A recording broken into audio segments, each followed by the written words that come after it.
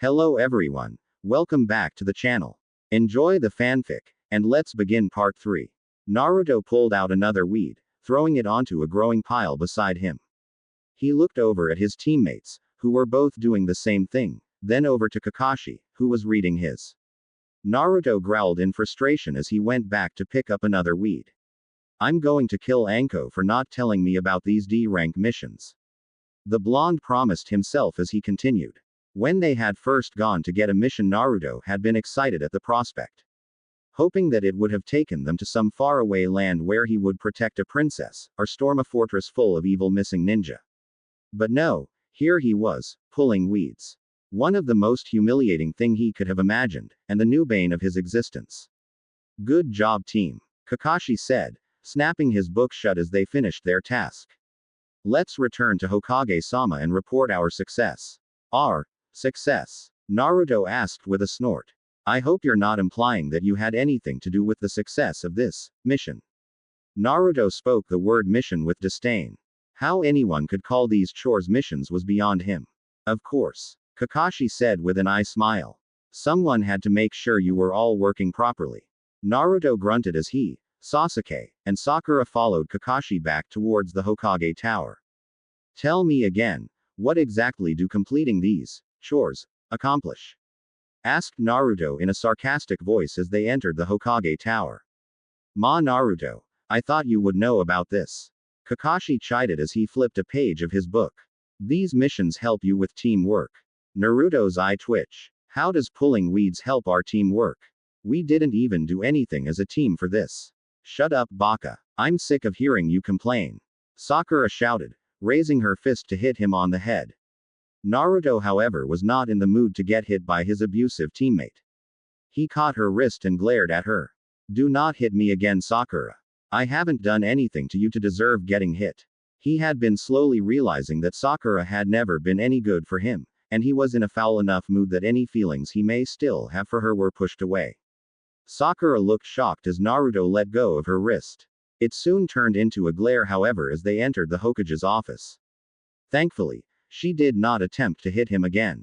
Ah, Team 7, Sarutobi said, looking up from his paperwork with a smile.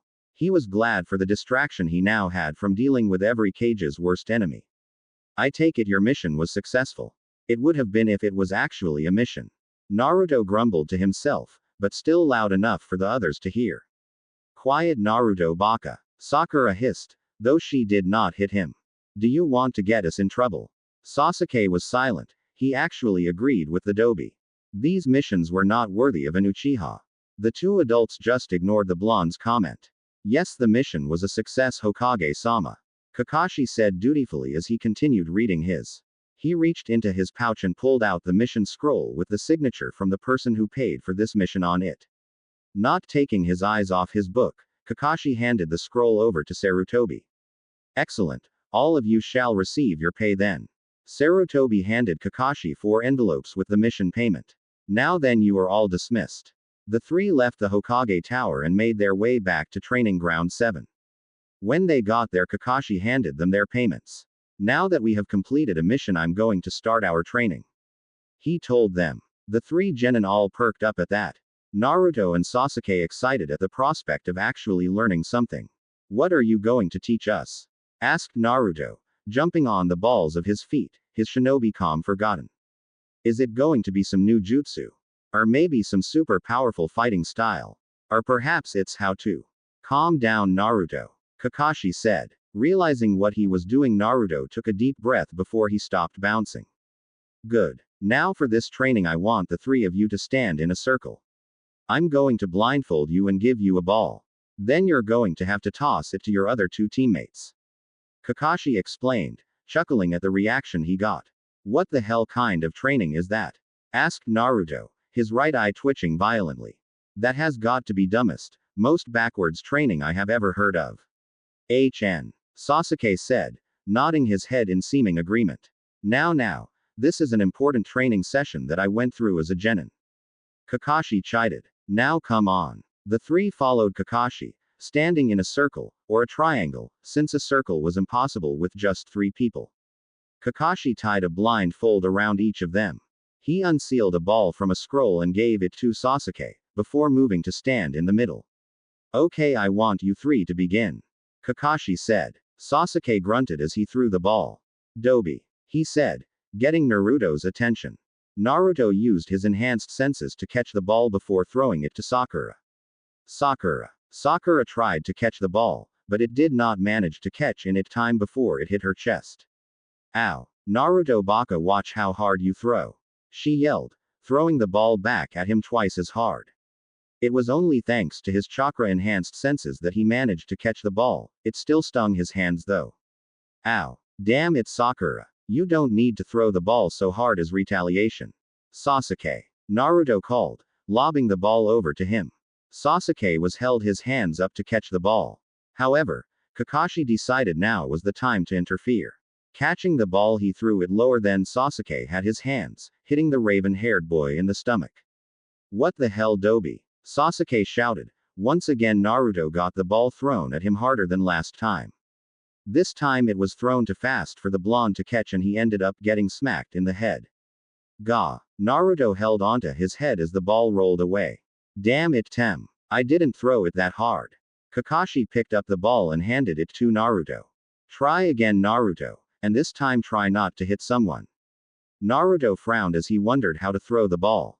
It was obvious that neither Sakura nor Sasuke seemed to have gotten the idea of using chakra to enhance their hearing, otherwise they would have been able to catch the ball. That meant he needed to think of a way to make it easier. Sakura, I'm gonna roll the ball to you. Naruto said as he rolled the ball to where his nose told her he was. Sakura bent down as the ball rolled to her. She missed as it hit her feet, but at least he didn't hit her.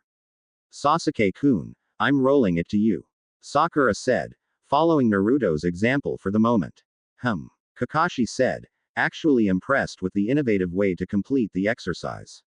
Now this is an interesting way to do this. I never thought of completing the exercise this way.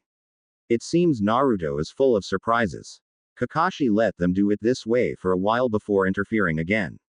This time when Sasuke rolled the ball to Naruto, Kakashi picked it up and threw it, hitting the blonde in the head. Hey, what the hell, Tem? You're supposed to roll it. Naruto yelled as he landed on his butt. What are you talking about, Dobi? Sasuke grunted. I did roll it. Then, Naruto paused for a moment as he realized what was going on. Kakashi chuckled. It seems you've caught on. You three can take your blindfolds off, the exercise is over. Kakashi said as he picked up the ball. The three genin took off their blindfolds off. Now who can tell me what the exercise was about? He asked, looking at the three of them. For a moment no one answered. It was an exercise on teamwork. Naruto said. Yes. Kakashi nodded. But there was more to it than that. A teamwork exercise on trust? Asked Sakura, a little unsure of her answer. Close. Kakashi said. Be more elaborate in your explanation. Sakura tried to think about it.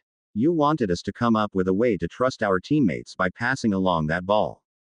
We were blindfolded because if we could see the ball it would have made the exercise pointless, since it would no longer require us to have faith in our team. She asked tentatively. Very good. And why did I interfere? Asked Kakashi. Because you wanted to sow dissension among the ranks. Grunted Sasuke, not wanting to be upstaged by the walking brain that was Sakura. Excellent. Well done, you three. Kakashi gave them an eye smile. Now tomorrow we'll meet here again to go on more missions. But it's still early. Whined Naruto. Aren't we going to do more training? Kakashi shook his head. No. I feel you guys deserve a break. He had actually thought about teaching them some more, but he was not really sure what to teach them yet. And he had no clue what he should teach them. With Sasuke being something a loose cannon, he figured the best thing to do would be to teach teamwork. That way Sasuke would be able to ease in with the others and they could work more efficiently as a team before he taught them anything. Yeah, right. Naruto thought bitterly, his right eye twitching. More like you're too lazy to actually truly train us. I'll see you all tomorrow, team.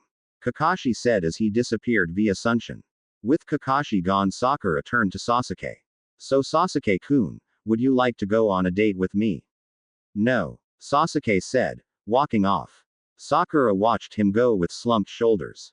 She turned around to Naruto, wanting to make herself feel better by denying him the chance for a date. However, Much to her shock, Naruto walked right past her. I'll see you tomorrow, Sakura, he said, leaving Sakura to stand on the bridge in shock. He didn't even ask me out on a date, thought Sakura. Could it be that she had finally pushed him away?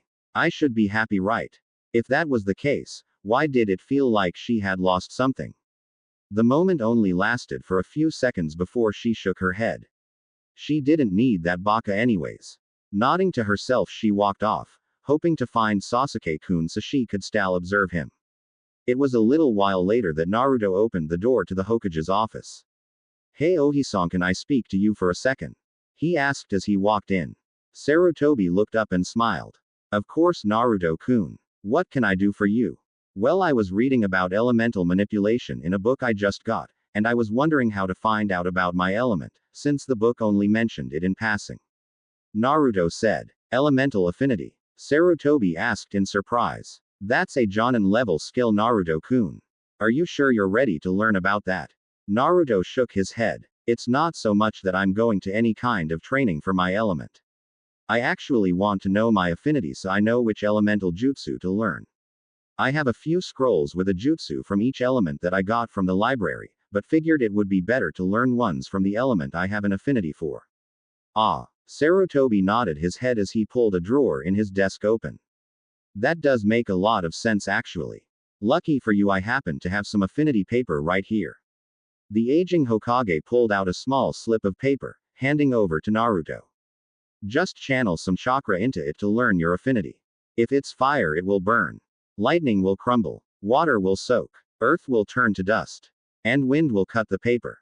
Naruto nodded as he cut the paper. What happened shocked both of them. The entire paper was torn to shreds. So whined. Naruto said, sounding almost like a question. Yes, interesting, it seems you have an unusual affinity for someone born in High no Kuni. And a powerful one at that. Sarutobi commented. Of course his father was also a wind type. But for the paper to just get torn to shreds like that, his affinity must be off the charts. So is that good? Asked Naruto as he looked over at the old man. It's neither good nor bad really. Sarutobi answered with a shrug. Wind is the rarest affinity here in High no Kuni. In fact, I only know one person here who has that affinity. Really? Who? Asked Naruto curiously. My son, Sarutobi Asuma, is a wind user. Answered Sarutobi. He's the Jonin sensei of Team 10, isn't he? Naruto remembered seeing the man pick up Shikamaru, Choji and Ino at the Genin orientation. The Sandaime nodded in confirmation of the boy's question. Maybe when I get started on elemental training I can ask him for help. Indeed you can. I believe he trains his team at Training Ground 10. Sarutobi informed the blonde. Naruto snorted in amusement. So Team 7 trains at Training Ground 7, and Team 10 trains at Training Ground 10. I'm guessing all of the Genin squads have the same training ground as their team number dictates. How cliché. Sarutobi chuckled. I suppose it is. Now I'll see you later. I need to get back to my paperwork. Sarutobi glared at the pile of papers as if hoping it would burn. Naruto's sweat dropped. Oji-san, he said, getting the old man's attention. Why don't you just use Kage Bunshins to do your paperwork? Sarutobi blinked at him owlishly.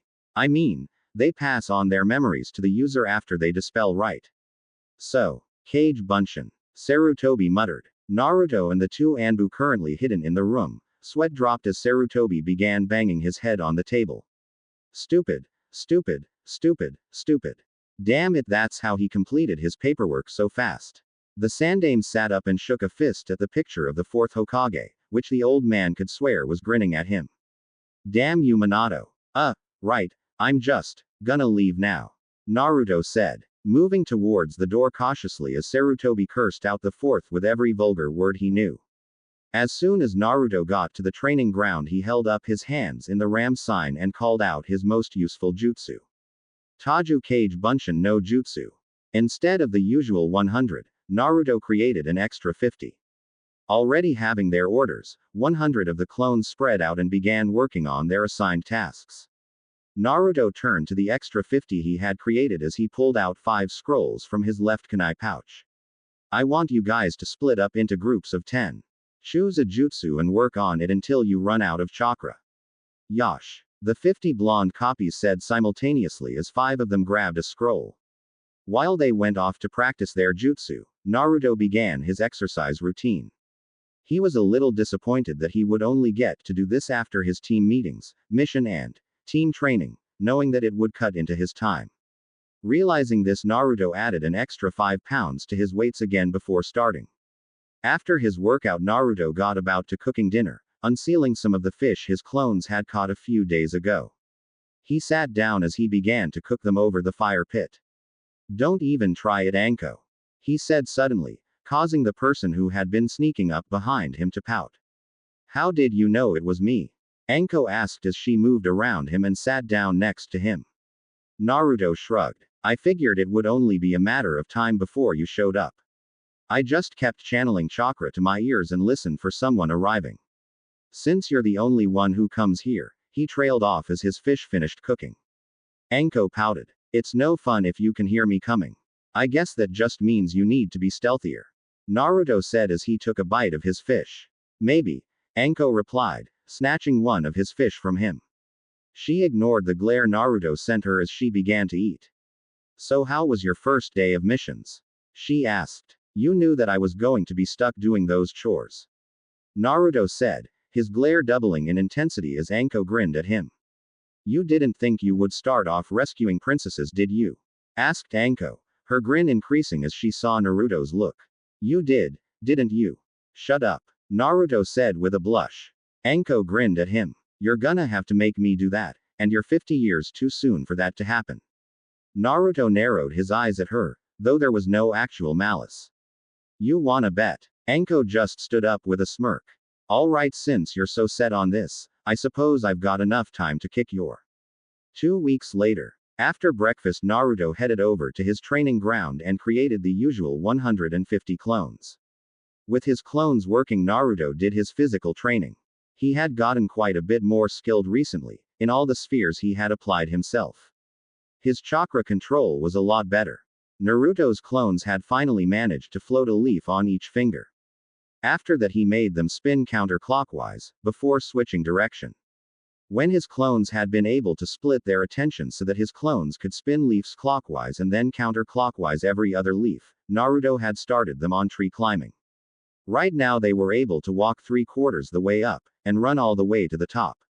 Anko had decided to give him some advice by saying that he had not actually mastered this technique until his clones could fight while standing on a vertical surface for at least an hour. Both his skills, Tai and Bujutsu, had increased. Naruto no longer had any trouble keeping up with Anko in a fight, at least he hadn't until Anko had upped her skill, making the blonde realize she had been going easy on him the whole time. She had said that he was still at Genin level, but if he gave it a month or two, could possibly increase his skills to Chunin at the rate he was learning. His jutsu had made some decent improvement. Naruto had managed to learn 2 of the 5 jutsu he had set out to learn. The Fuden Daitapa Wind Release. Great Breakthrough, a simple C-rank jutsu where the user sucked in air and blew it out to create a great force of wind that was used to knock opponents off their feet. The Fuden Repusho Wind Release. Wind Gale Palm, another C-rank where the user channel wind chakra to their palms and release it in a thrust. This could be used for either increasing the speed of thrown weapons, or to knock opponents off balance. Because his clones had learned those jutsu, Naruto had delegated the 30 that finished the jutsu to work on the other ones until he had gotten them down. Despite the progress he had made in those shinobi aspects, Naruto felt that his Fuinjutsu was where he had taken his largest leap in ability. Naruto's handwriting was finally good enough to begin working on seal creation. He had already made several that he had applied to his home. Like a basic security seal on his door that could only be unlocked through the use of his chakra, and a heating seal on his shower head to create hot water for his shower.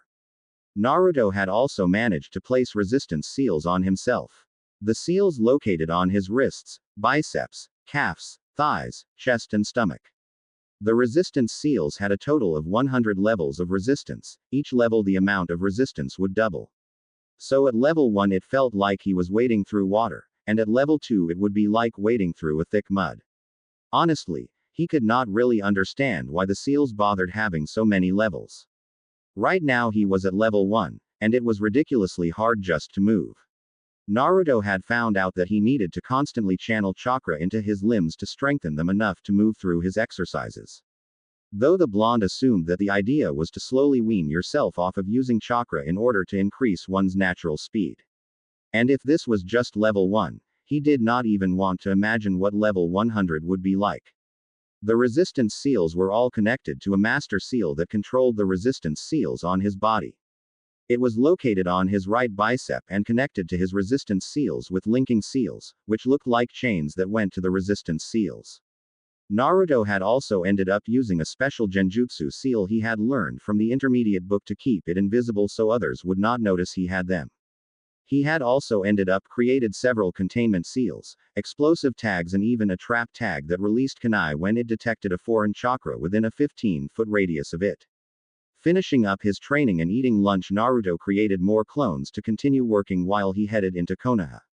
Making his way down one of the streets of the village, Naruto ignored the hostile glares he got as he made his way towards the Higurashi weapons store. As he entered the store, Naruto was surprised to find Tenten manning the cash register. "Hey Tenten," Naruto greeted, causing the bun-haired girl's head to snap up. "Naruto," Tenten greeted as she came around the desk and walked up to him. "Not with your team today?" Naruto asked, tilting his head to the side. "It's my day off." Tenten shrugged before looking at him pointedly. "You know you haven't visited since that first time you came in here." Naruto blinked and took a step back at the small glare she was giving him.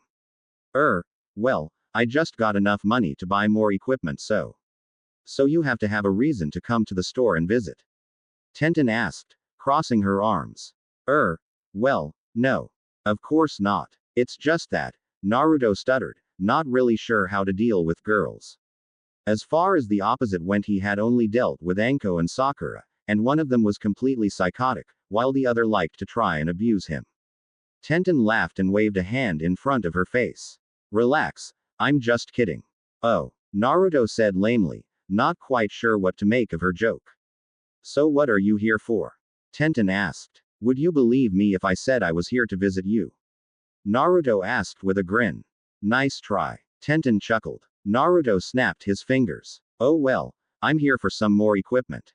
Standard ninja tools for AC rank mission," Naruto said, getting down to business.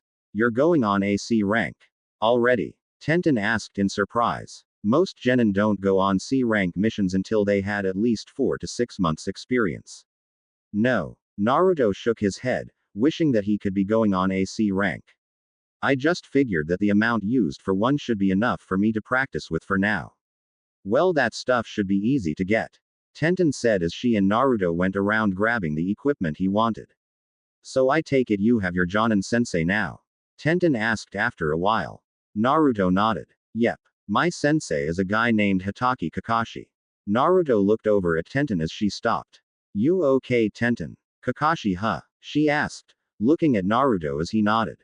"I can't believe it," she muttered. "Believe what?" asked Naruto in confusion. "Kakashi is the eternal rival of my sensei," Tenten said as she quoted the words eternal rival. "Really? That's interesting. Who's your sensei?" Naruto asked. "My sensei is Guy Maeda," Tenten said as she restarted gathering Naruto's equipment. "He's a decent sensei if a little eccentric." She shuddered a bit at the word. "He specializes in taijutsu, and he's good. I mean, he's really good. He turned my teammate who was the dead last of our class into a force to be reckoned with." "Taijutsu, huh?" Naruto asked, looking interested. "Hey, do you think I can join you and your team for a training session?" "Well, I don't see why not," Tenten said with a shrug as she led Naruto over to the cash register. "But aren't you supposed to train with your own sensei?" She rang up all of the equipment he had bought. "That will come to 4,000 yen. Naruto reached into his pouch and pulled out Gama-chan, his frog wallet. "I would train with my sensei if he actually trained us." He scowled. "So far all we've really done are teamwork exercises as he calls them." He handed her the money. "I mean, we occasionally spar with each other, but he usually stops us after like 15 minutes, and he doesn't even correct any mistakes we have in our form. The man is one of the laziest jonin I've ever met." Tenten raised an eyebrow as she put the money away. "What exactly are teamwork exercises?" she asked. "Well, I remember we've had to toss a ball to each other blindfolded. Then there was this one time he chained us together and we had to find him in the forest in order to get the key to escape. Naruto shuddered. It took us nearly an hour to find him. That's it? Tenten asked, receiving a nod. Then it sounds like your sensei is either really lazy or really stupid. She snickered a bit as Naruto muttered, or both, under his breath. Our team had already started on tree climbing by now. Yeah, I had to do tree climbing myself. Naruto said as he sealed up his supplies in one of his personalized sealing scrolls. So I usually get away from my team at 3 p.m. Then you're in luck since my team usually stays out until 6 a.m. to 9 p.m. Tenten said. Cool, so I'll see you tomorrow. Naruto asked. Yeah, that sounds fine. Tenten said. We train at Training Ground 9. Just to warn you, thought one of my teammates and my sensei are weird. Naruto gave Tenten a grin. My sensei reads in public. I think I can handle weird. See ya, Tenten. Naruto waved goodbye as he left. Tenten waved after him, getting back to manning the cash register when he left. The next day Naruto headed over to Training Ground 9 after he finished meeting his team. When he got there he was greeted to the odd sight of a man and what could pass off as his clone hugging each other behind a sunset. Wow. Tenten meant it when she said her sensei was weird. And what the hell is with the mini clone? Tenten. Naruto called out as he tried his best to ignore the two men hugging. Tenten and her other teammate, a boy with long brown hair, gray pupilless eyes and an off-white robe, looked over at him. Hey Naruto. Tenten said with a smile. Glad you could make it. Naruto gave the girl an amused grin. What and miss, this, he pointed over at the still hugging guys. Yeah. Tenten blushed in embarrassment at her teammate and sensei. I told you they were weird. Remind me to never doubt you again. Naruto joked. Yash who is this person? Who is joining our youthful group. What the hell? Naruto spun around and saw the clones were no longer hugging each other and were instead looking at him. Now that he got a better look at the pair, Naruto noticed their clothes in more detail. Green spandex with orange leg warmers and their headbands being used as belts. The only difference between the two was that the taller one had a Jonin flak jacket while the smaller one did not. Another thing he noticed was, Dear Kami-sama, I think those eyebrows are moving. Naruto thought as he looked at the eyebrows that were sitting just below their bowl-cut hair. Did they decide to superglue a pair of caterpillars above their eyes? Guy-sensei, this is Naruto. Tenten said in way of greeting. He asked if he could join us. Yash. It is most youthful of you to join us as we fan our flames of youth. Guy shouted, giving Naruto the nice guy pose, complete with sparkling teeth. Yes, Naruto-kun. It is always nice to see others who wish to join us as we fan our youthful flames. The guy clone shouted. Right. Naruto took a step back, slightly scared by the two shouting shinobi. He was starting to wonder if maybe going to train with Tenten and her team was such a good idea. Tenten's mouth twitched into an amused smile as she noticed Naruto's discomfort.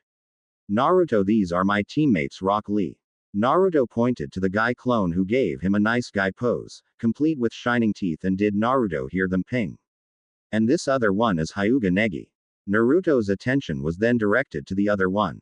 You know, your eyes look like a classmate of mine's. Naruto said as he looked at Negi. Neji raised an eyebrow. Oh, yep. It's some dark, weird girl named Hinata. Are you related to her by any chance? Naruto asked, frowning when he noticed Negi stiffen at the name. Why don't we start training? Tenten suggested, knowing who Naruto was talking about and Neji's problems with her. Tenten, you are absolutely right. Guy shouted. Come. Let us burn in the flames of our youth. Reet. Naruto said before turning to Tenten. Do you use close-range weapons? He asked. Tenten smirked. I work at my parents' weapon shop. What do you think? She reached into her pouch and grabbed a scroll. Unsealing a standard yet well-made katana. It may not be my specialty, but I'm still pretty good with close-ranged weapons. Naruto grinned as he took his bow staff from his back.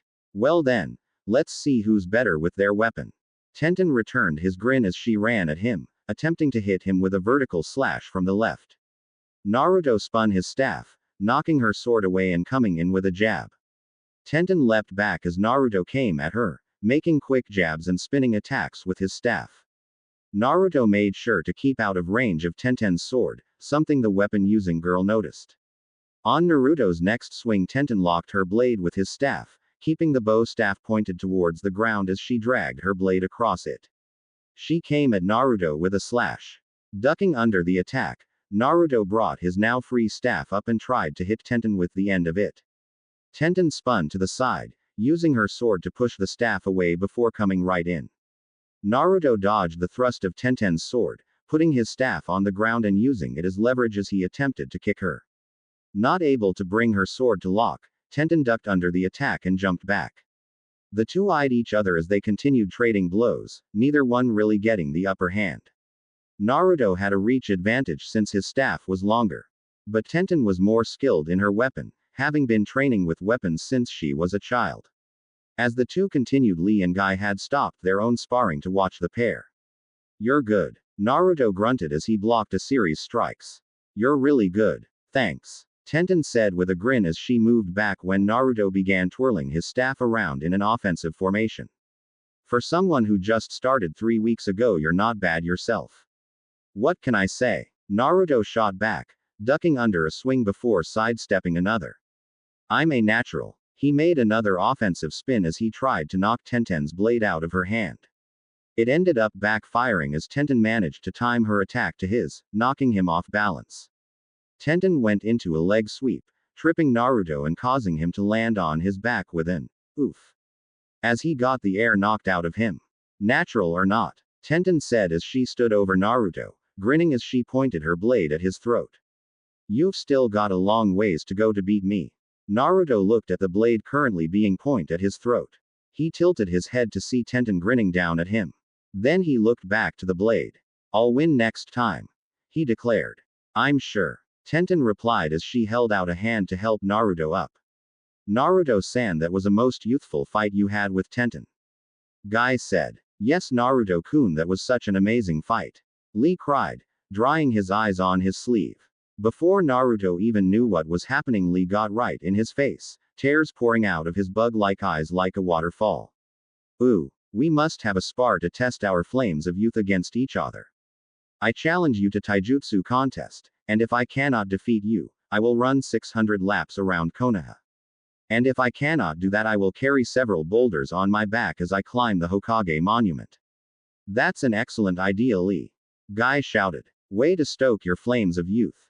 I shall help you with this endeavor. If you fail, I will do 6,000 push-ups on my thumbs." "Oh, Guy-sensei," Lee cried as he looked at his sensei. Lee. Tears began pouring from Guy's eyes as he looked at his student.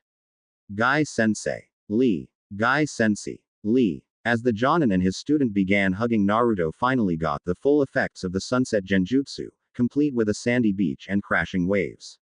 Naruto looked down at the sand that had somehow appeared under his boots. Crouching down, he picked up a seashell and skipped it across the water.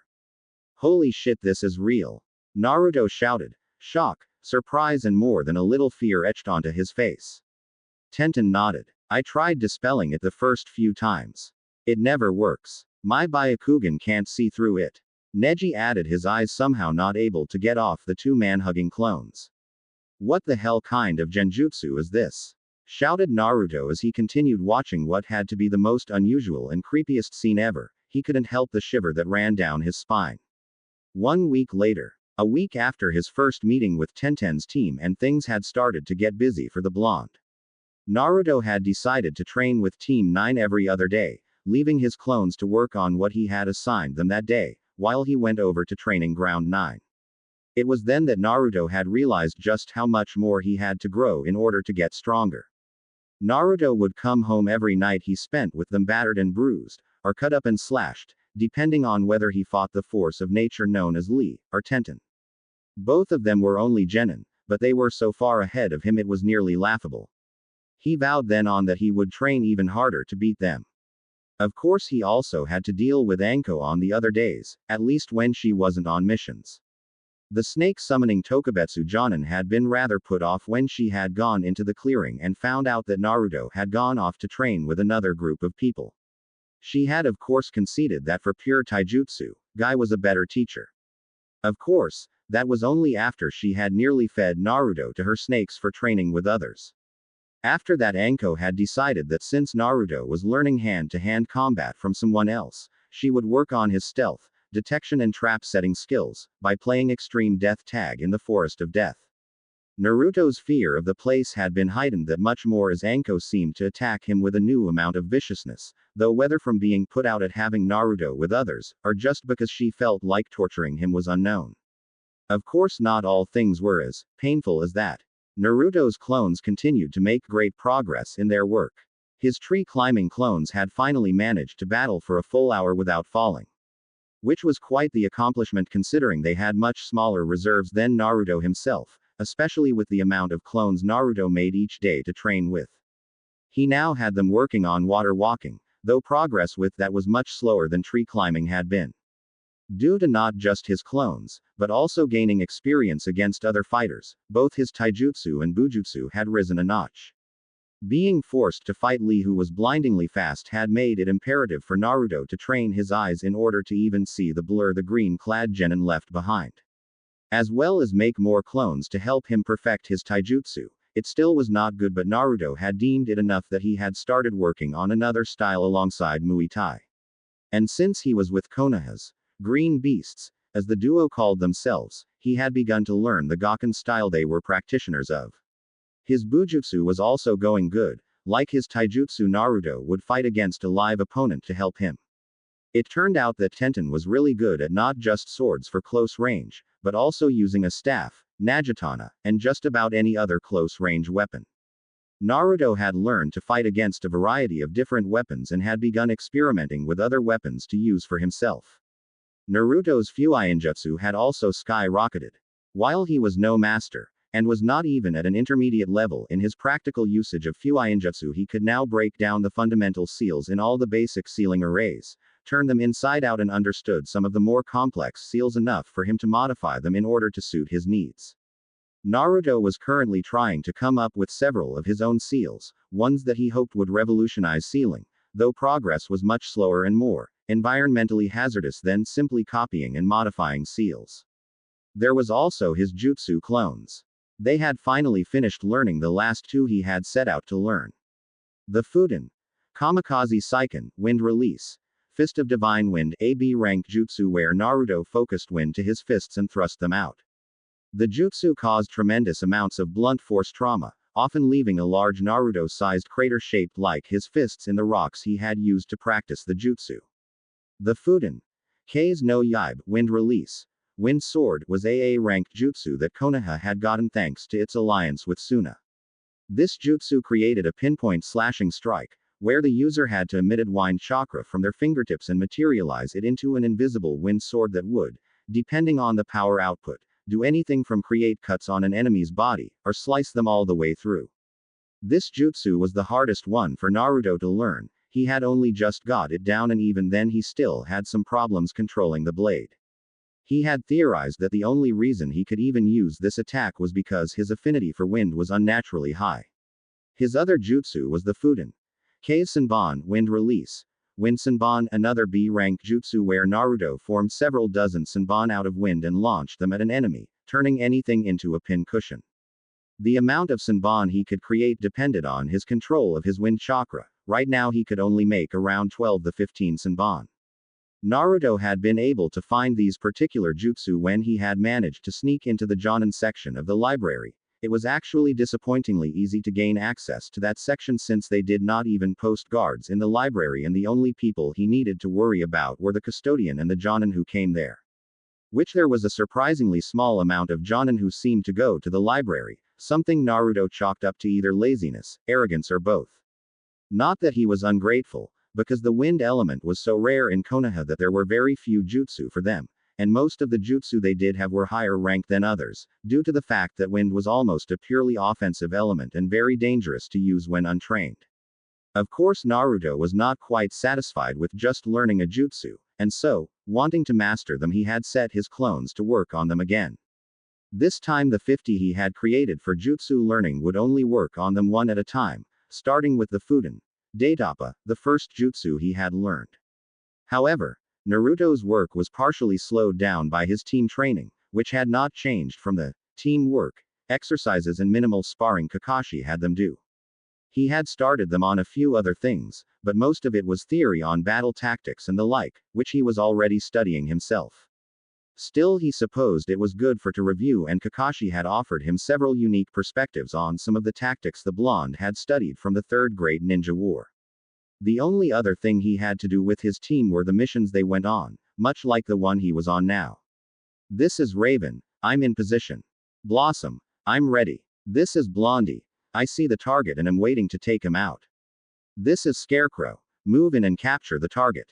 Naruto, Sasuke and Sakura all jumped out from their hiding spots as they ran towards the target. Said target screeched and hissed as it ran, only to be intercepted by Sakura. It made a mad turn the other way, however Naruto began launching kunai at it to turn it around, directing it towards Sasuke, who used ninja wire to trap it. Naruto leaned down and picked up the now struggling cat. This is Raven, we've caught the target, Sasuke said into his headset. Confirm, pink ribbon on right ear, came Kakashi's reply. Blondie here, pink ribbon on right ear confirmed, Naruto said, looking back at the cat to see it had gotten loose from its bonds. Hey Sasuke. HN. Sasuke turned around as Naruto threw the pissed off cat at his face. Miro oh. The cat screeched as it began to claw at Sasuke's face. AAARRRRRGGGGHHHH. Sasuke's screams were heard all around Konoha. Several minutes later, two twitching genin, and one grinning genin were standing in the mission's room with their sensei. Mission to capture pet cat Tora complete, Kakashi said, opening the cage where the demo cat had been placed in after mutilating Sasuke's face. Kakashi grinned a bit beneath his mask as he got to watch his own team suffer from the same horror he went through as a genin. Oh, thank you so much, Madam Shinji, a rather large woman in expensive clothing said. She grabbed the cat before it could flee. My dear Tora-chan, how I missed you so. I was so worried about you. I don't know what I would do without you. Wow, it's no wonder that cat runs away so much, Naruto thought as he watched the woman squeeze her cat to death. Squeeze, squeeze, squeeze, thought Sasuke, laughing manically at the cat's plight.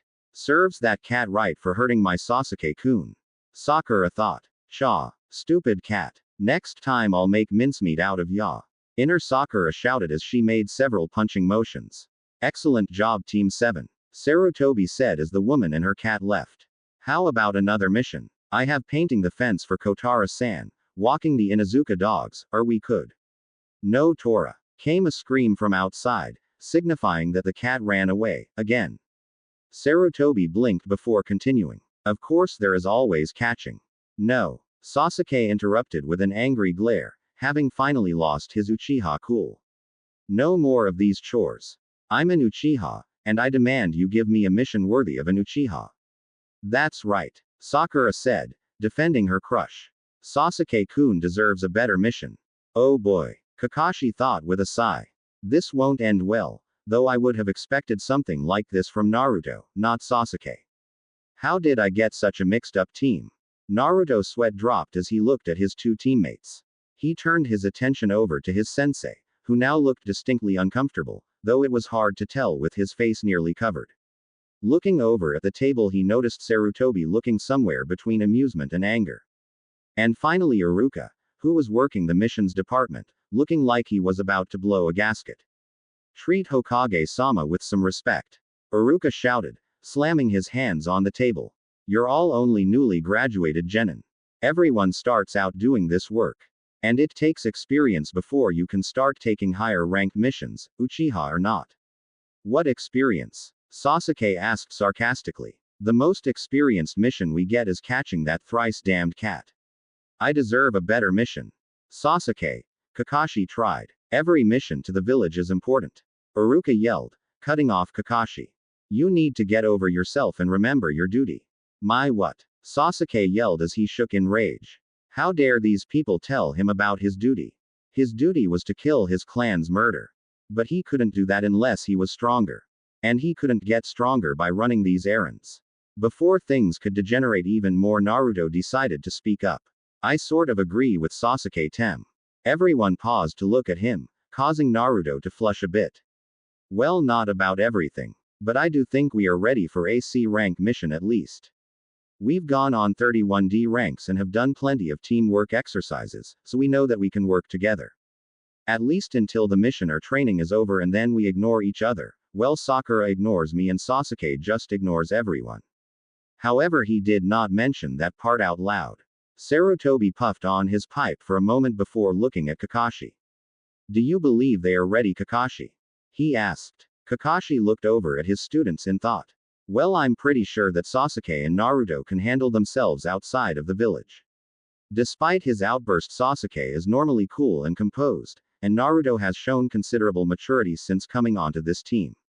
Sakura might be a bit of a problem, but then again, a C rank mission has little chance of ninja confrontation. What kind of mission is it? Asked Kakashi. An escort and protection detail. You are to protect the client heading back of Tanami no Kuni. Sarutobi replied. Kakashi thought about it a little more before nodding. Very well. I think we can accomplish a mission like this. Really? Asked Naruto, getting a little excited at the prospect of going outside of the village. So who are we protecting? A princess? A celebrity? Some kind of noble? Calm down, Naruto-kun. Sarutobi chuckled a bit at the boy's enthusiasm. You can send in the client now.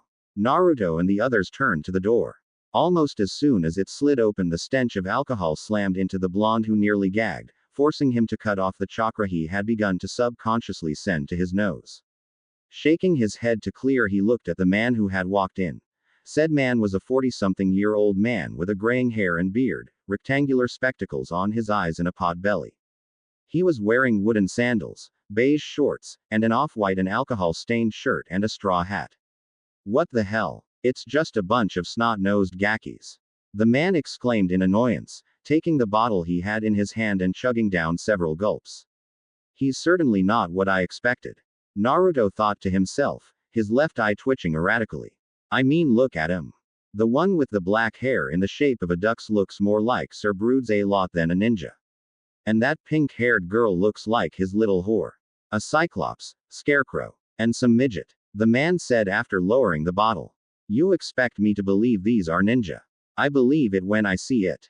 The man brought the bottle to his lips again. However, before the bottle even got to his mouth, a blade of wind came at him, slicing the bottle off right below the man's hand. The bottle fell to the floor and shattered, spraying the man's feet with alcohol. Gah, Naruto, you're not supposed to attack the client. Kakashi scolded in a bored tone. Though inwardly he was studying the blonde. That was a Fuden. K's no Yabe, wind release. Wind blade, he's obviously been learning some new jutsu, and those hand seals were actually pretty fast for a genin. Though I wonder where he got that jutsu. Attacking him? Naruto asked, tilting his head in confusion. I think you're misunderstanding. If I had actually attacked him, he would be dead. I was merely giving him a demonstration of our skills. After all, he did say, he'll believe it when he sees it.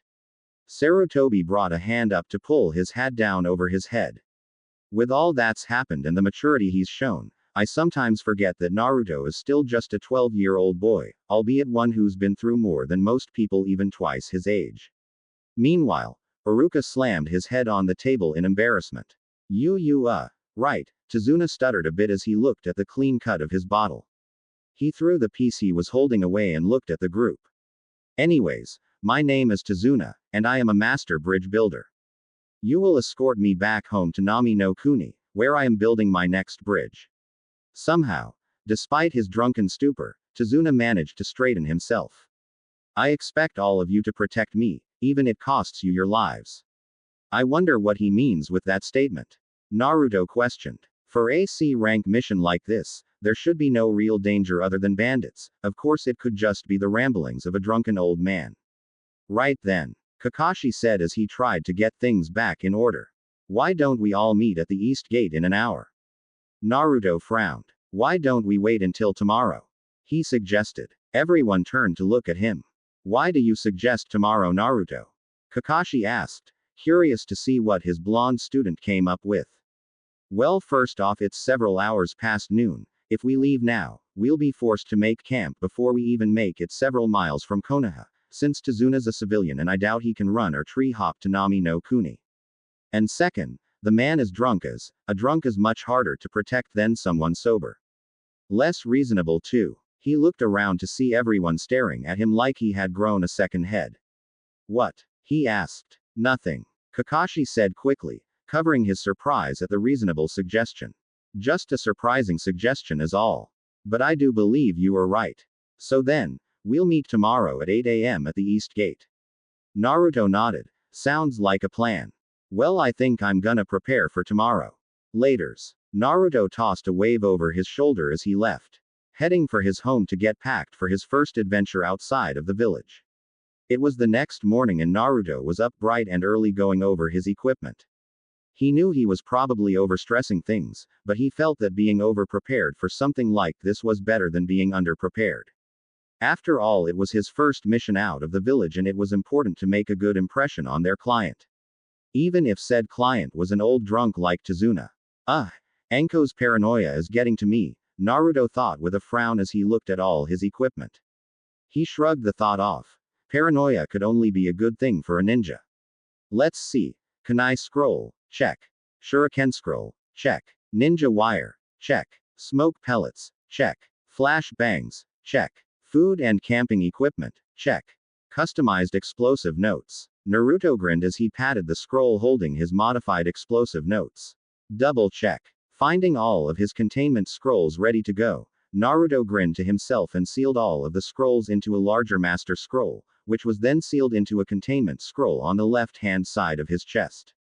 Finished with his preparations, Naruto had only one more thing to do. Naruto formed a ram seal and created a mental image in his mind. Kage Bunshin no Jutsu, he said, getting a puff of smoke. When it cleared, it revealed two Naruto clones that were already transformed into Kian and Akira. Naruto channeled chakra into a containment seal on his left hand and unsealed an ink brush and some ink. Alright, turn around you two. Naruto ordered. Knowing what Naruto was doing, his clones turned around. The blonde went up to Akira and pulled her shirt down to expose the back of her neck. Sticking his tongue out in concentration, he began to write the only truly complex seal that was of his own make. It was a seal that he had modified from a basic containment seal. This seal was designed to hold chakra instead of an item of some kind, and continuously release it into the person or object to help reinforce them or it. In this case, it would continuously send chakra into his clone and allow it to last longer than a day, that way it could go work while he went on this mission. It had been something he had been working on since he first got the idea of using Henjid Kage Bunshin to earn extra money. Knowing that his missions would take him out of the village, Naruto had realized that if he wanted his clones to keep their jobs, he would need to find some way to make them last longer when he was out of the village. When Naruto finished, he checked, double-checked and then triple-checked the seal to make sure none of the ink was messed up. Satisfied he channeled enough chakra to create 30 Kage Bunshins. It would be enough to last for a month, give or take a day. He repeated the process with Kian, before nodding to himself. Alright, done. I want you guys to keep a low profile while I'm gone. Don't do anything stupid. Don't worry, Akira said in her soft alto tenor, giving her creator a beautiful smile. You can count on us. Right, Naruto said with a nod. He had created these clones with a specific personality in mind that was nothing like his. Having read a few stories, Naruto created Akira from a few of the girls he had read about in some of his manga. She was made to be sweet, kind and dependable, always willing to help out others. Kian was created based off of what Naruto thought Sasuke's personality would be like if he ever got that emo stick out of his. The process of creating clones that were in truth nothing like him had actually been rather complicated, at least the mental process had. In order to create the clones like that, Naruto had been required to immerse himself in the mindset of the personality he wanted to impose on his clones, and then create the clones. It had required a long and drawn-out process of changing his mindset. He had only been able to really make them perfect around 2 weeks ago. It did not help that he had also been forced to use a seal-less henge on them in order for them not to freak out. He had learned early on that if they were not transformed into who they were, the clones would start to hyperventilate before dispelling, though this problem mainly came from Akira. Not that he could blame her. If Naruto were to wake up and suddenly find himself as a girl rather than a guy, he would freak out too. Well then, I'll see you guys later.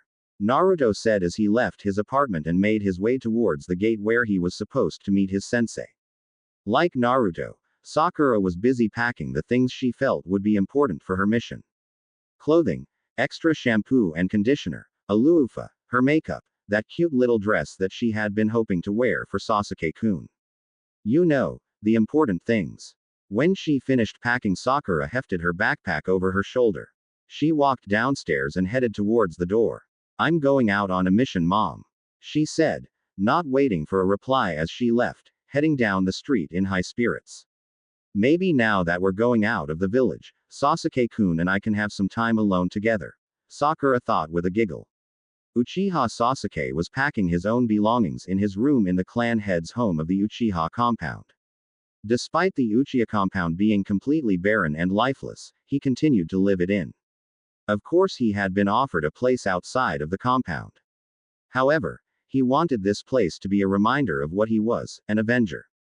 I'm finally getting a mission that can help prove myself as an Uchiha, he thought. I'll prove my strength and use this as a stepping stone to get stronger so I can get my revenge against Itachi. After he finished packing his stuff, Sasuke lifted his pack and left his room and then the house and clan compound altogether, heading for the east gate. Naruto, Sasuke and Sakura all found themselves waiting around the front gate with their client Tazuna. Like always, they had been waiting for nearly 3 hours. Where the hell is your Jonin sensei? Tazuna spoke in a disgruntled voice as he paced back and forth. I thought ninja were supposed to be ready in a timely fashion. Naruto sighed as he flipped another page of his book, Intermediate Level Ceiling Theory and Composition, by Namikaze Minato. I should have realized that Kakashi-sensei would be late. I wonder why I thought he would be on time just because it was our first C-rank mission as a team. He'll be here, Tazuna-san. However, Kakashi-sensei is always at least 3 hours late to anything. In fact, if he could, I'm sure he'd be late to his own funeral. Tazuna looked over at Naruto with incredulous expression. You can't be serious, can you? I'm afraid he is, Sakura said miserably, for once agreeing with Naruto. Just once I wish he was on time, she thought. Maybe we need to beat the crap out of him to teach timely manners. Inner Sakura ranted. Sasuke said. Grunted. Naruto flipped another page of his book. Anyways, he should be here in 3, 2, 1. Now. Yo. Kakashi said with a wave as he appeared in a puff of smoke. You're late, Sakura screeched, forcing everyone within a 50-foot radius were forced to grab their ears in pain. So what's the excuse this time, Kakashi? Asked Naruto as he stood up. Did a black cat cross your path, forcing you to take the long way around? Close. Kakashi I smiled. There was actually a herd of black cats on my doorstep, so I had to wait for them to leave, then walk around my house 3 times before taking the long way around. You know, to stave off the bad luck. Liar. Sakura yelled, once again knocking everyone off their equilibrium as their ears rung in pain. Anyway, let's get going, Kakashi said, picking out his ear as he began to leave. The others soon followed him. However, Kakashi stopped when they got several feet from the gate when he noticed they were missing one. Naruto? Kakashi asked as Naruto had turned around and was looking at the gate. Something wrong? Naruto shook his head. No, nothing's wrong. It just feels strange. This is the first time I've ever set foot out of the village. He looked like he was about to continue, but shook his head and turned to face the others. Well, let's get going. Kakashi looked at Naruto curiously as the blonde passed before shrugging and heading out. The team began moving through the countryside of Hinokuni. Naruto in front, Sakura and Sasuke on the left and right respectively, and Kakashi taking up the rear. For a while Naruto looked around at the environment, taking in all the sights he could. However, as time wore on, his excitement about being out of the village began to fade. True, he was out of the village, but everything looked the same. All he saw were trees, trees and more trees. Eventually the green simply lost its splendor. Of course, we're still in Hinokuni. Naruto clicked his tongue in annoyance. I should have suspected this. Deciding to amuse himself, Naruto looked behind him towards his teammates. Sasuke was brooding like he usually did, something that Naruto realized would probably never change. Kakashi was reading his like normal, the only noise coming from him being the occasional perverted giggle. And Sakura was chattering away, trying to talk to Sasuke and convince the raven-haired Avenger to go out with her. Yet even that stopped when she seemed to realize that Sasuke wasn't even paying attention to her. Naruto sighed. Gah, this is so boring. I thought being out of the village would be cool and exciting. He knew he shouldn't be thinking that way. Shinobi were supposed to always remain calm, cool and collected, something Naruto had been striving to do ever since the Mizuki incident. But even he had his limits. And right now his were reaching the breaking point. Trying to find some way to pass the time, Naruto reached into his pouch and was about to take out his book again, when he stopped. Having spent as much time as he had with Anko in the Forest of Death, Naruto had developed what he had taken to calling his danger sense to a finely honed point. Even the most minuscule trace amounts of killing intent could be detected by him. And right now there was a bit leaking from somewhere. Looking around, Naruto tried to find the source of the killing intent. It wasn't quite large enough to pinpoint, being fairly minuscule, so he was forced to really rely on his eyes. As he continued walking, he spotted a puddle in the middle of the road. Odd, it hasn't rained for several days, Naruto thought with a frown. He looked back to see Kakashi eyeing the puddle before moving on. Naruto shrugged and turned back towards looking in front of him, wondering if he was just being paranoid. Kakashi-sensei. Naruto whirled around when he heard the shriek, and saw Kakashi with a pair of shuriken-linked chains, which were being held by two figures. The two ninja, who were obviously ninja by the headbands on their heads, yanked the cables, resulting in Kakashi getting torn to shreds, sending body parts and blood flying everywhere. For a split second, Naruto hesitated as he entered his first real battle.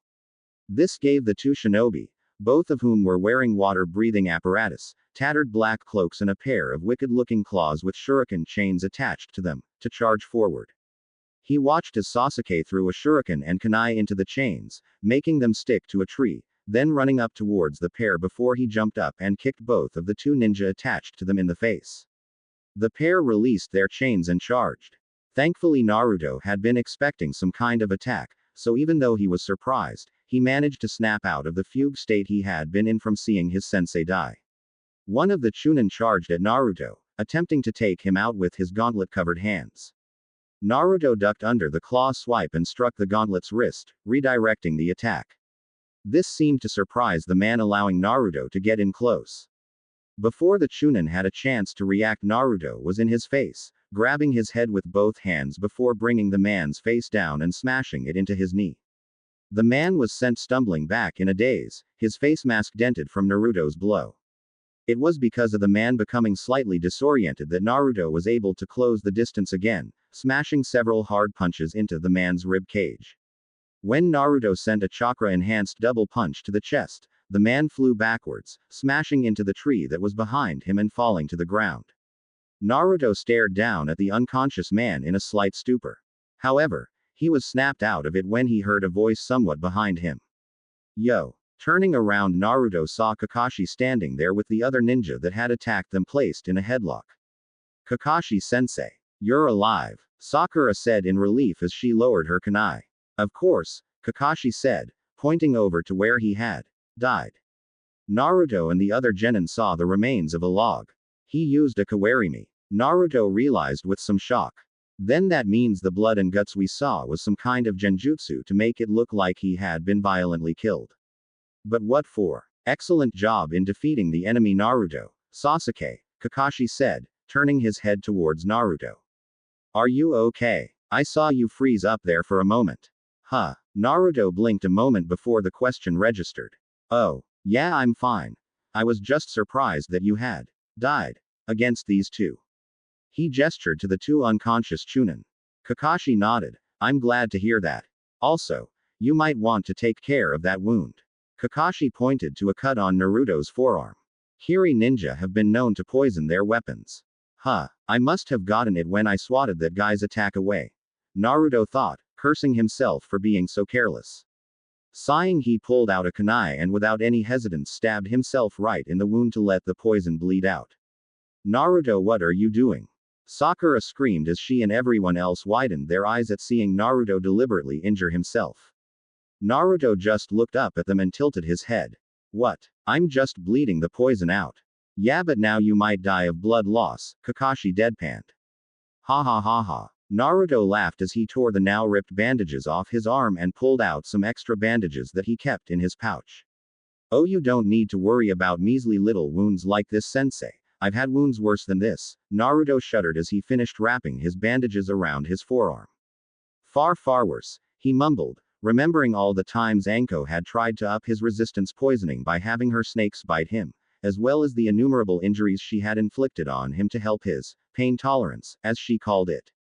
With his hand fixed, Naruto walked over to the two unconscious Chunin, pulling out some ninja wire as he did so.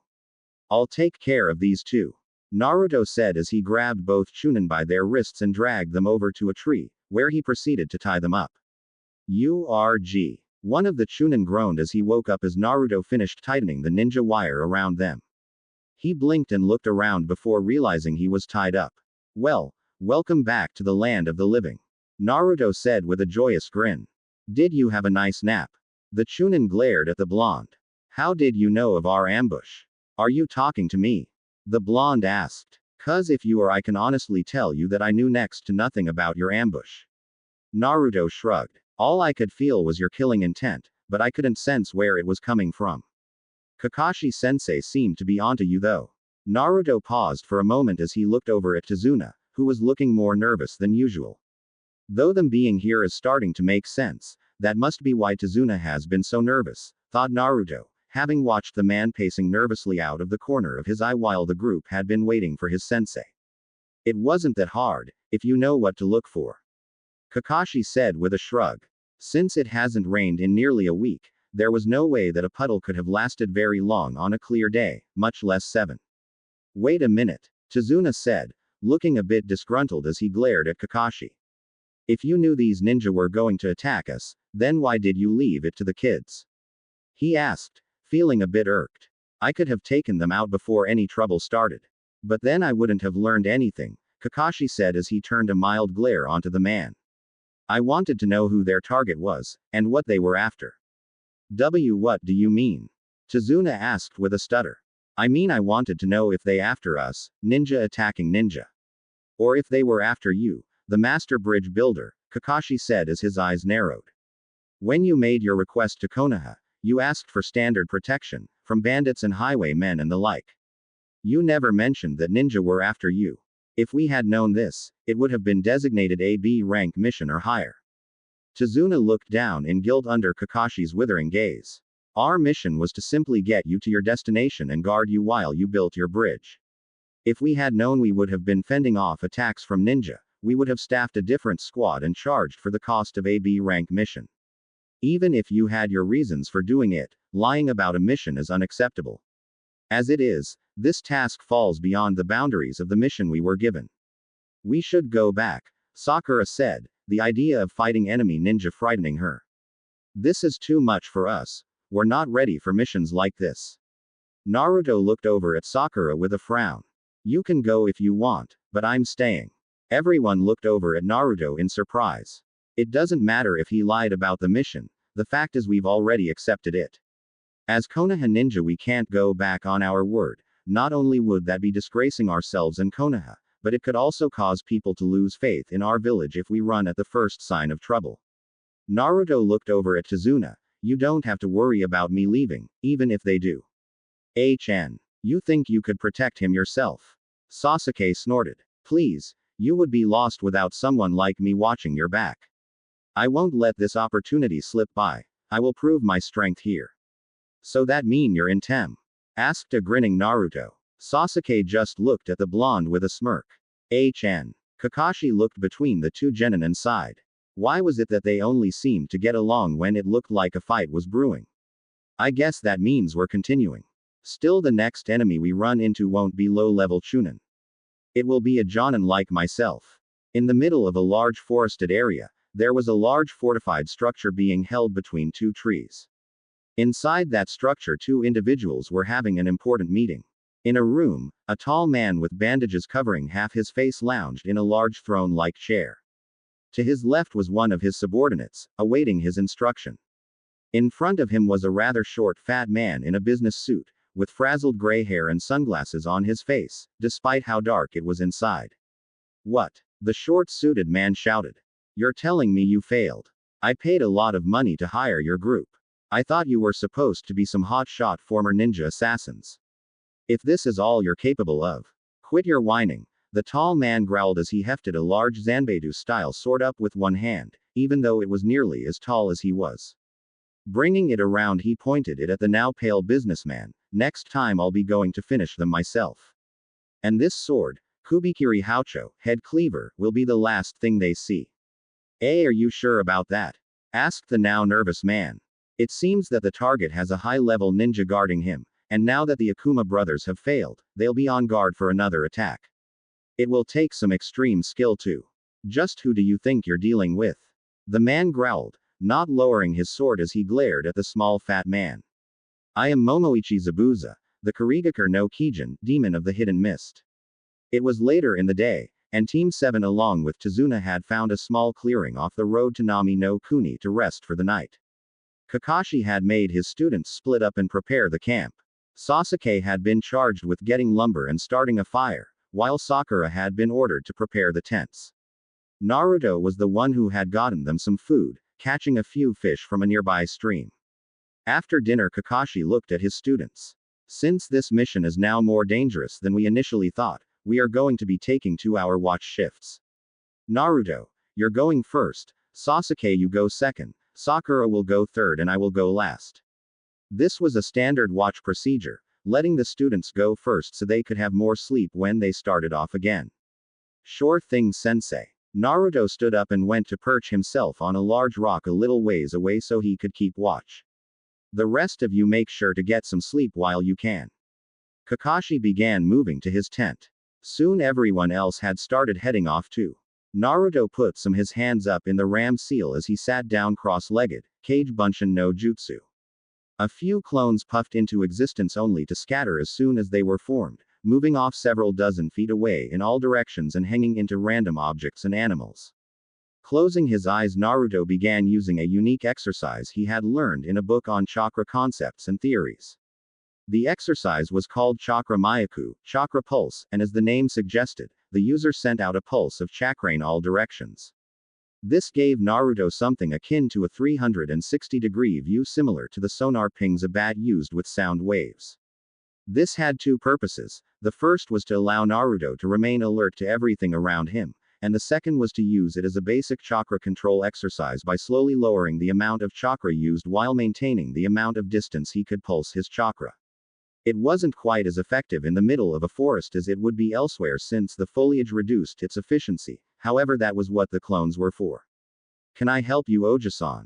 Asked Naruto as Tazuna climbed onto the boulder he was sitting on. His eyes were still closed and he had not bothered to even look in Tazuna's direction as he remained perfectly still, something that had taken nearly 2 weeks to accomplish. Shouldn't you be in bed by now? An old goat like you needs their rest. Hardy har har gaki. Tazuna grumbled a bit about disrespectful brats for a few moments, causing Naruto's lips to quirk upwards in a small smirk. He was silent for a moment before letting his curiosity get the better of him. I was just wondering, why did you agree to come with me knowing I had lied? Isn't that something you should be asking Kakashi-sensei? Asked Naruto. Your sensei wasn't the one who first agreed to continue the mission, Tazuna pointed out. Naruto conceded the point with a nod. He was silent for a few moments and Tazuna was unsure if the blonde would talk or not. Finally, forsaking and abandoning people in need is both dishonorable and cowardly. Below courage there is nothing. Those are the words from the Yondaime Hokage. Finally the blonde opened his eyes and looked over at Tazuna. They are words that I do my best to live by. 3 days later, when Team 7 got to the coast, it was to find a thick fog had rolled in. Tazuna had led them to a man who had been willing to offer them passage across, and now the 6 of them were inside a motorboat to cross the waters and head into Nami no Kuni. Currently the motorboat was off, however, and the boatman was rowing, so as not to attract attention from anyone that may want to cause their group harm. Naruto, who was at the front of the boat, was staring into the thick fog. There's something odd about this fog, he thought to himself. Even for morning fog it seems to be really thick. Of course, since this was his first time being in a coastal region, he supposed he might just be overthinking again. This fog is pretty thick, Naruto commented out loud, wondering what the others thought of it. Yeah, it's actually hard to even figure out where we're going, Sakura said, actually agreeing with Naruto. I mean, the only thing I can even see is the water. She looked off the side of the boat and into the rippling water. We'll be able to see the bridge any minute now, the boatman said in a quiet voice. As soon as you set foot on the other shore, you'll be in Nami no Kuni. As if on his words, the fog parted where they were going to reveal the bridge. The group looked up as the shadow of it loomed over them. Even at the angle they were seeing it at, the large unfinished bridge was a sight for the group of genin. Naruto whistled. Alright, I have to admit I'm impressed, Tazuna-san. Thank you, Tazuna said with pride in his voice. I mean, I didn't think a drunk old man like you was capable of building something like this, Naruto continued. Tazuna's shoulders slumped a bit. That wasn't very nice. Naruto snickered. You guys need to keep it down, the man hissed. The whole point of moving through the dense morning fog is so that we wouldn't be spotted. But it doesn't do any good if they hear us. Why do you think we're going like this? Turning off the motorboat and rowing. Naruto looked over at the boatman with a frown. And who would they be? He asked. Naruto brings up a good question, Kakashi said as he turned to Tazuna. I think we've been more than patient enough, Tazuna-san. Before we reach the pier, I need you to provide some answers. The men who are after you, I need to know why. His voice took on a deeper tone, signifying how serious he was. And if you don't tell us, I'll have to end the mission when we drop you ashore. That was the technical limit of this assignment, protecting you until you reach Nami no Kuni.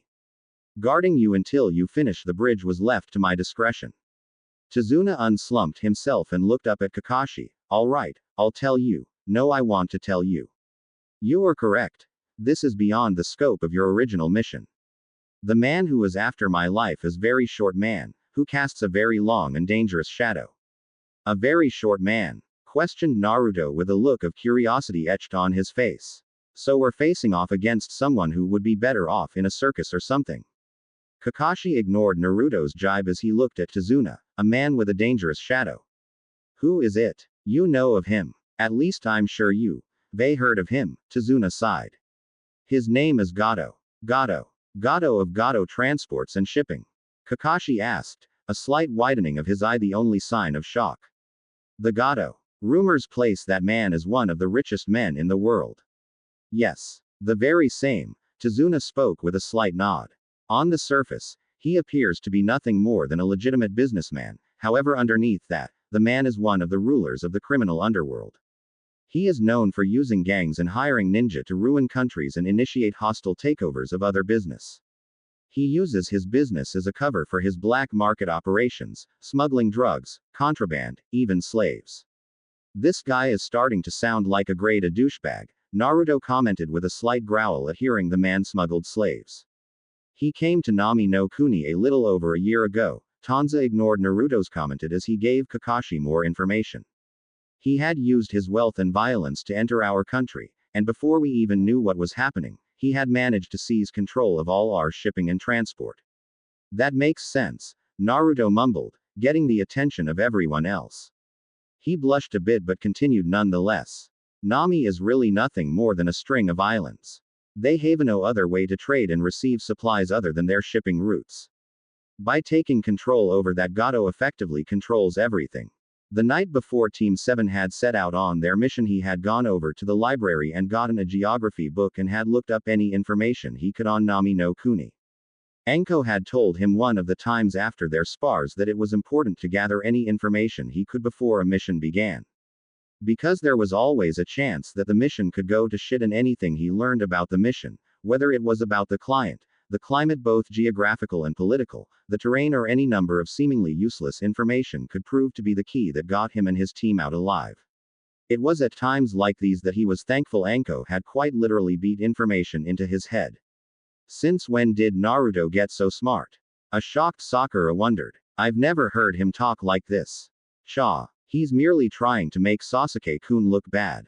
Inner Sakura shouted. Don't fall for his tricks. He merely wants you to think he's better than Sasuke-kun. Shanaru. Yeah, you're right. Well, it's not gonna work. Stupid baka. Sakura nodded her head in agreement with her inner conscience. Listen to the Dobi. trying to sound intelligent. Sasuke snorted, not wanting to admit, even to himself, that he was jealous of how quickly the Naruto caught that fact.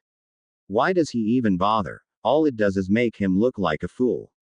He really has come a long way, Kakashi thought to himself. He seems to have put in a lot of effort to change himself from how he used to be.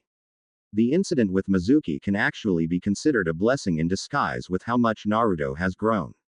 I think you'd be proud of him, sensei.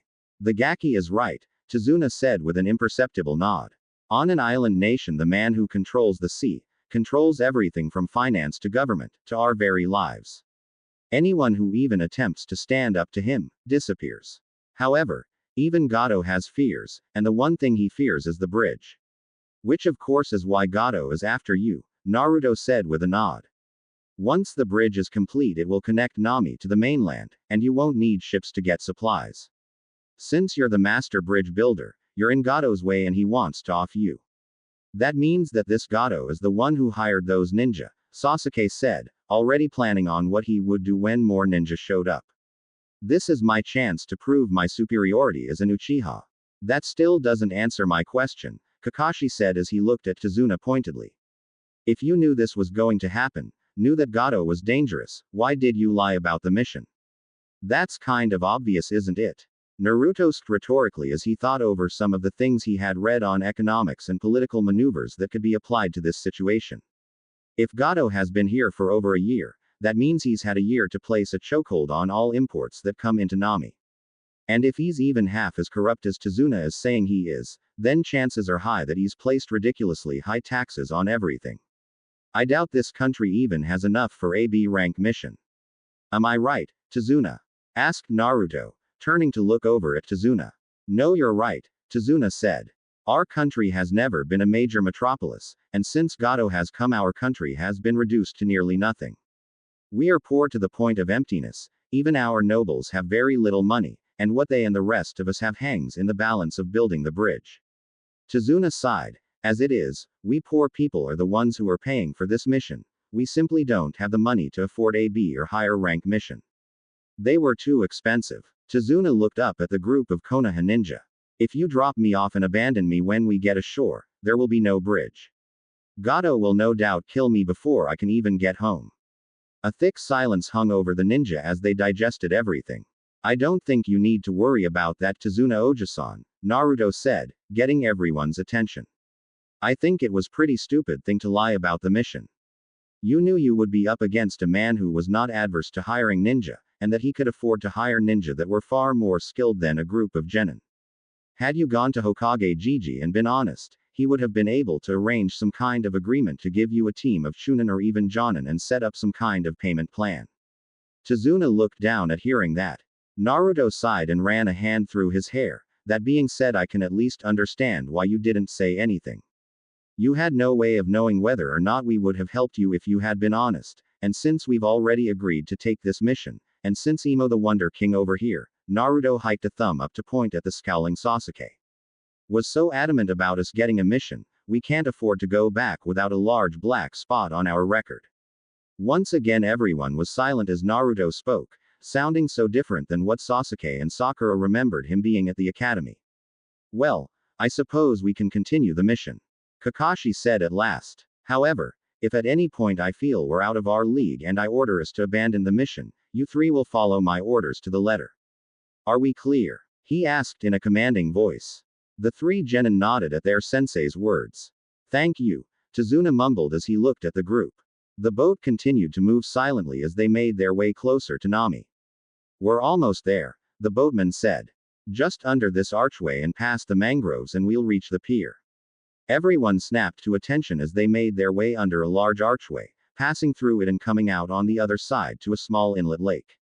There were several buildings around the bank, and a few sparse trees located around and in the water. As they got closer to the shore, the group found that the buildings were mostly rundown, with rot and fungus spreading along them.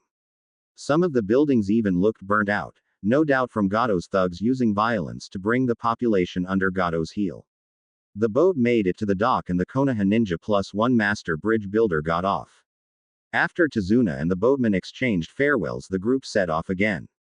For the most part it was silent, only the breathing of the group being heard. Naruto was taking point again, while Sakura and Sasuke were located on either side of Tazuna. Kakashi was taking up the rear, his book safely stashed away in his pocket due to the seriousness of the situation. As they continued moving, Naruto stopped and looked into a bush that rustled a bit. Naruto? Kakashi asked, looking at his student. Something wrong. Number. Naruto shook his head and continued moving. They stated moving again, with Naruto paying extra attention to their surroundings. As they continued walking, Naruto paused and threw a kunai into a bush, startling the other genin and Tazuna. What the hell, Naruto? Sakura hissed. Why do you have to try and scare us like huh?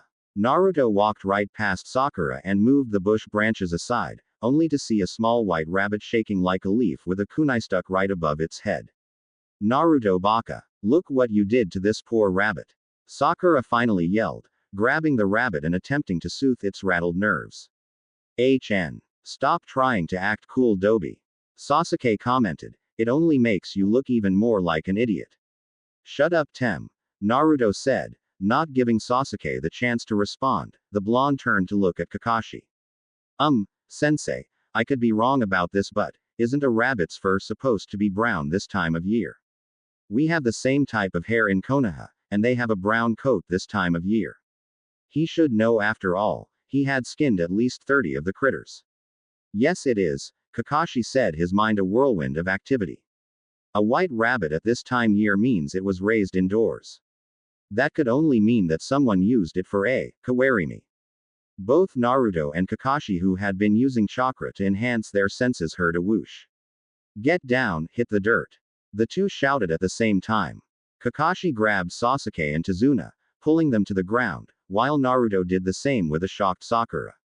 Whoosh whoosh whoosh whoosh whoosh thunk. The group looked up to see a large zanbedu stuck in a tree with a man standing on top of it. Said man was shirtless, with two cameo-style armbands and pants.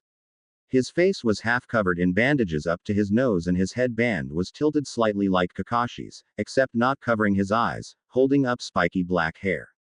The symbol of Kiri displayed on the headband with a slash mark running across the center. Well, if it isn't Hatake Kakashi, the man said, in rough-sounding voice. Kakashi stood up and glared at the man. Momoichi Zabuza, the Kiri no Oni.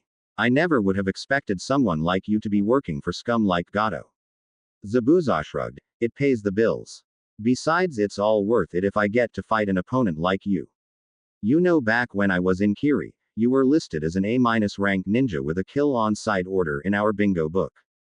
Hatake Kakashi, the man who copied over 1,000 jutsu. I had no idea that our sensei was so famous. Sakura thought. Now that the pleasantries are out of the way, why don't you hand over the old man and I'll let you and your genin squad go, Zabuza suggested. I'm sorry, but you know we can't do that. Kakashi glared at the missing ninja. It wouldn't look very good for Konoha if we just let you have him without even putting up a fight. Zabuza shrugged. Don't say I didn't try diplomacy first. Grabbing onto the hilt of his blade, Zabuza kicked off the tree. He landed on the lake a little ways away, and made a hand sign. Let's see how well you can do, Kakashi. Kirigakur no Jutsu, hidden mist jutsu. A thick mist spread across the land, blanketing the already misted area so heavily that no one could see more than a few feet in front of them. Defensive formation U3. Kakashi ordered his genin squad, causing them to surround Tazuna in a frontal triangle formation with Naruto as the point, Sasuke on the left and Sakura on the right. Zabuza is a master of the Muon Satsujin Jutsu, silent killing technique. If you're not careful, you'll be dead before you even know it. Protect the bridge builder and leave Zabuza to me. Kakashi turned back towards the lake and began to lift up his headband. It looks like I'm going to need this. Ah, the Sharingan. Zabuza's voice came from within the mist, his outlined form barely even visible. It's an honor to be facing it so soon. How did Kakashi-sensei get that? Sasuke thought in shock. Only members of the Uchiha clan, my clan, can possibly have the Sharingan. Could he? If Kakashi-sensei is using the Sharingan, then this guy must be really strong. Naruto thought to himself. Damn, I wish I had gone over that bingo book Anko gave me. At least then I would know a little bit more about this guy. Still, we both know that the Sharingan is useless if you can't even see. the mist began to thicken even more, making Zabuza disappear completely. Damn it! This mist cuts down the Sharingan's effectiveness. Kakashi cursed, trying to peer into the mist. 8 points, came the disembodied voice of Zabuza, causing the three genin and Tazuna to freeze as an intense killing intent filled the air.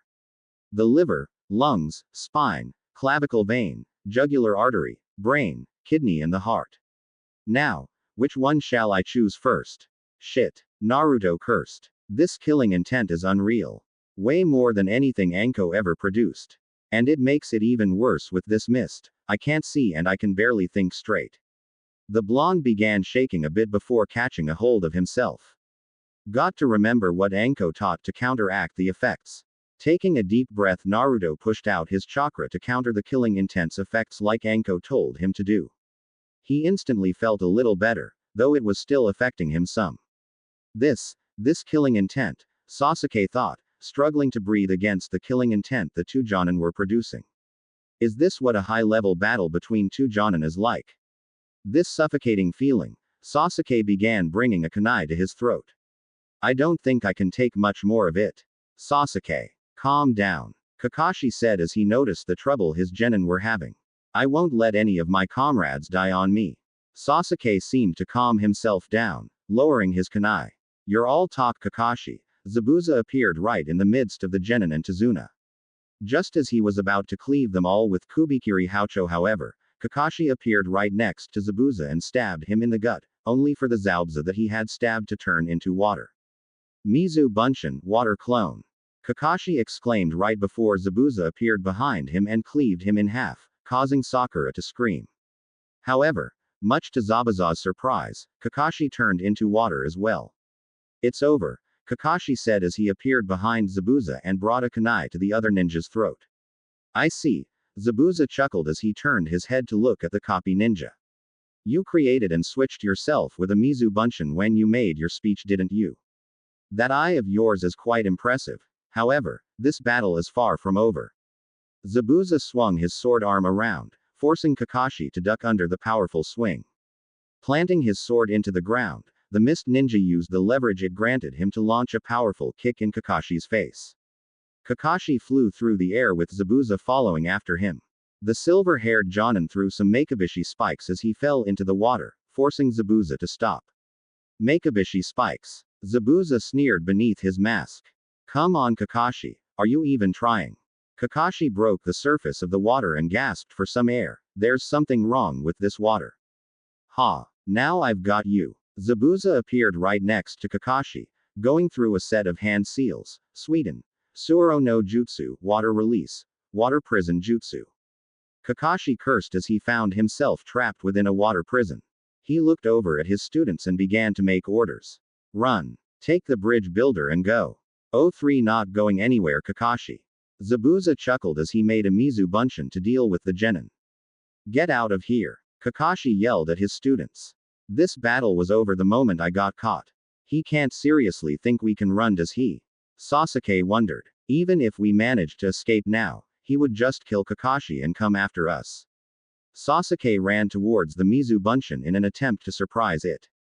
However, as soon as he got in range, the Zabuza clone kicked him in the ribs, sending the young raven-haired genin flying back.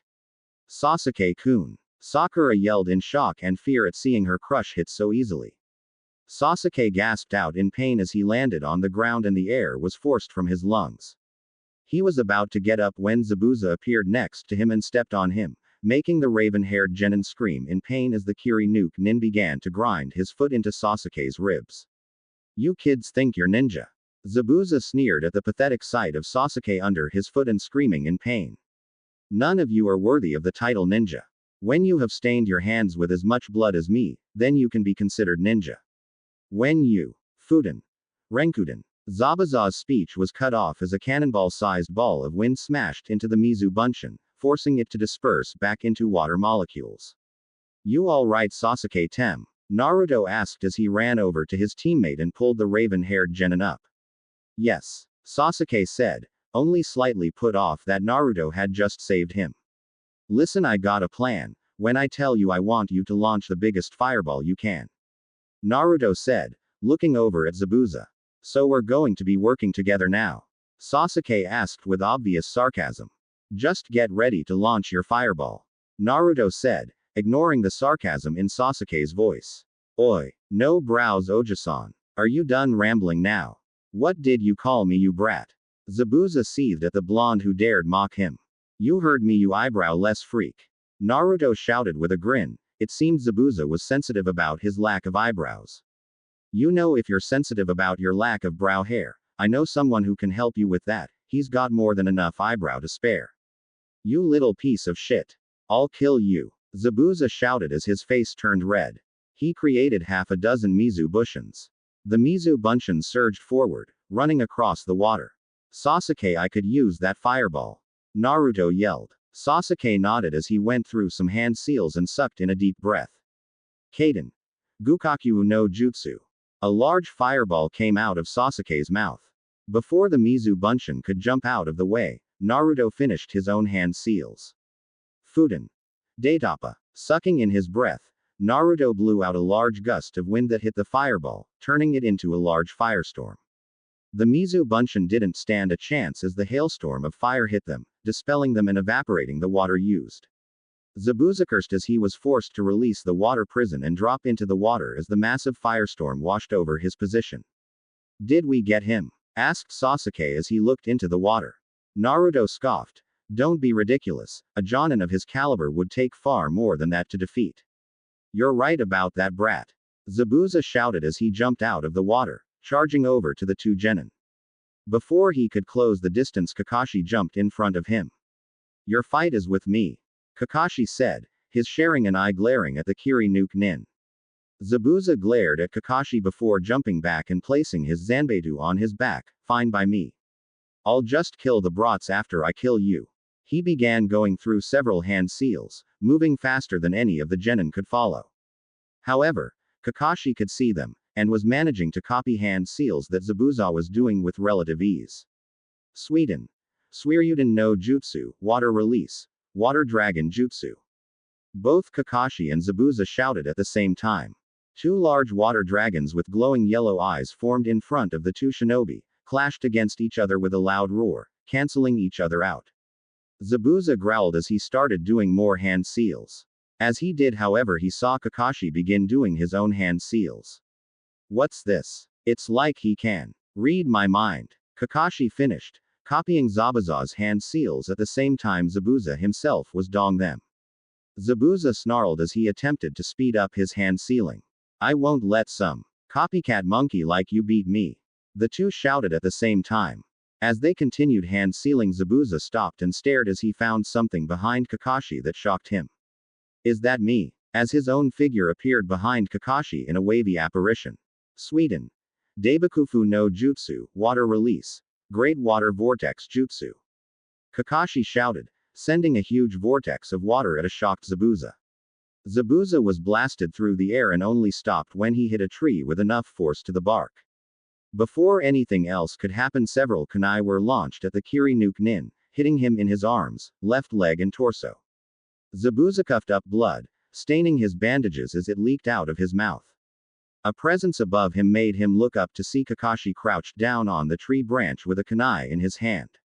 Can you see the future? Zabuza asked, not quite sure why he had asked that, only that it seemed to fit with what he had seen. Yes, Kakashi said, his mixed eyes staring at Zabuza, and I see your death. Before Kakashi could finish Zabuza off, several senbon pierced the man's neck.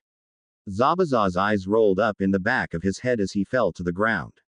You were right, said a voice that came from Kakashi's left. Turning, he saw a young person whose gender was hard to tell due to the blue robes that covered her form. On the person's face was a mask that Kakashi recognized as a hunter ninja mask from Kiri. This was going to be his final battle. Kakashi grunted as he leapt off the branch and made his way over to Zabuza, checking the man's pulse. He's dead, he mumbled, turning to look at the hunter ninja. You're a hunter ninja from Kiri. The hunter ninja bowed. I am. I would like to thank you for stalling him for me. I have been after Momoichi Zabuza for a long time. Kakashi sighed as he brought his headband back down over his Sharingan. His genin squad came up behind him, looking at the hunter ninja curiously. The hunter ninja disappeared in a swirl of water, reappearing next to Zabuza's fallen body. Bending down, the hunter ninja picked up Zabuza, pulling the man's arm over her shoulder. Now, if you'll excuse me, this body has many secrets, so I need to go and destroy it. Naruto frowned as he watched the hunter ninja disappear in another swirl of water. I get the feeling I'm missing something here. Kakashi-sensei. Turning around, Naruto saw Kakashi fall face first onto the ground, his one visible eye closed. Rushing over to him, Naruto placed a hand on his neck. He's alive, Naruto said to Sakura, who had come up to them. He's just unconscious. Signs indicate chakra exhaustion. Sighing, Naruto stood and brought his hands in the ram seal, Kage Bunshin no Jutsu. Two clones puffed into existence and lifted Kakashi by the arms and legs. Tazuna-san, we need to get to your home now. Think you can lead us there? Asked Naruto. Yeah, Tazuna said as he tried to get his bearings. It's just this way, follow me. Sasuke, you take point, Naruto said. Sasuke looked at him for a moment before deciding to comply. Normally he wouldn't, but being point would allow him to prove his superiority, in his mind anyway. The three Konoha genin followed Tazuna as he led them to his house, with the two clones carrying the unconscious Jonin following close behind. Kurigakure no Jutsu, Hidden Mist Jutsu, AC rank supplementary jutsu. Normally used by Kurigakure, Hidden Mist Village Ninja, this jutsu creates a thick fog by having the user saturate his/her chakra into the moisture in the air. Some of the more experienced practitioners of this jutsu can create a mist so thick that even dojutsu like the Sharingan and Byakugan can be fooled. Mizu Bunshin, Water Clone, C-rank clone jutsu. The user infuses chakra into the water in order to create a clone in the user's likeness. Unlike regular clones, this one is not an illusion but a solid copy made from water. The clone is always created with 10% of the user's strength no matter how many are made. Unlike Kage Bunshin's, this clone does not pass experience onto the user when dispelled. Sweden. Suiryuden no Jutsu, Water Release. Water Dragon Jutsu, an A-rank attack jutsu. The user creates a water dragon that will attack the enemy it is directed against. This jutsu is one of the few water attacks that are truly devastating, normally tearing through a person as if they were paper. The size and strength of the jutsu is relative to the control one has over water elemental manipulation and the amount of chakra they put into it. Sweden. Suoro no Jutsu, Water Release. Water Prison Jutsu, AB rank supplementary jutsu. This jutsu is used to capture opponents by placing them in a circular prison made of water. In order for this jutsu to be used, the one casting it must always have at least on part of their body in the water in order to continuously channel chakra into it. Sweden. Daibakufu no Jutsu, Water Release. Great Water Vortex Jutsu, an A-rank attack jutsu. Creates a powerful vortex of water that can blast anything and everything in its path. This jutsu is extraordinarily destructive and can cause mass amounts of property damage and/or blunt force trauma to an opponent.